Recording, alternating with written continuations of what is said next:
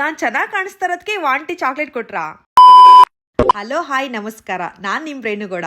ಇವತ್ತಿಂದ ನಾನ್ mini blog ಮಾಡ್ಬೇಕು ಅಂತ ಅನ್ಕೊಂಡಿದ್ದೀನಿ. ಯಾಕೆ ಇಂಥ ಸಾಹಸ ಕೈ ಹಾಕ್ಬಿಟ್ಲು ಅಂತ ಅನ್ಕೋಬೇಡಿ. ನಿಮ್ಗೆಲ್ಲ ಒಂದ್ ಚೇಂಜಸ್ ಇರ್ಲಿ ಅಂತ ಈ ಪ್ರಯತ್ನ ಮಾಡ್ತಾ ಇದ್ದೀನಿ. ನಿಮ್ಮೆಲ್ಲರ ಬೆಂಬಲ ಸಹಕಾರ ಯಾವಾಗ್ಲೂ ನನ್ ಮೇಲೆ ಇರ್ಬೇಕು. ಅವಾಗ್ಲೇ ತಾನೇ ನಾನು ಹೊಸ ಪ್ರಯತ್ನ ಮಾಡಕ್ ಸಾಧ್ಯ. ಇವಾಗ ಬಿಡೋಣ ಈ ಪೀಠಿಕೆ ಎಲ್ಲ. ಯಾಕೆ ಇವತ್ತೇ ಸ್ಟಾರ್ಟ್ ಮಾಡಿದೆ ಅಂತ ವಿಷಯಕ್ಕೆ ಬರೋಣ. ಇವತ್ತಿನ ಸ್ಪೆಷಲ್ಲು ಪುಷ್ಯ ನಕ್ಷತ್ರ ಯೋಗ ಅಂತೆ. ಇವತ್ತು ಯಾವುದೇ ಕೆಲಸ ಶುರು ಮಾಡಿದ್ರು ಒಳ್ಳೇದಾಗತ್ತಂತೆ. ನಮ್ಮ ಬೆಳವಣಿಗೆಗೆ ಯೋಗ್ಯವಾದ ದಿನ ಅಂತಾನೆ ಹೇಳ್ತಾರೆ. ಅದ್ರಲ್ಲೂ ಈ ಸತಿ ಗುರುವಾರ ಬೇರೆ ಬಂದಿದೆ. ಇಷ್ಟೊಂದು ಸ್ಪೆಷಲ್ ಆಗಿರೋ ಡೇ ಅಂದ್ಮೇಲೆ ನಾನ್ ಸುಮ್ನೆ ಇರ್ತೀನ.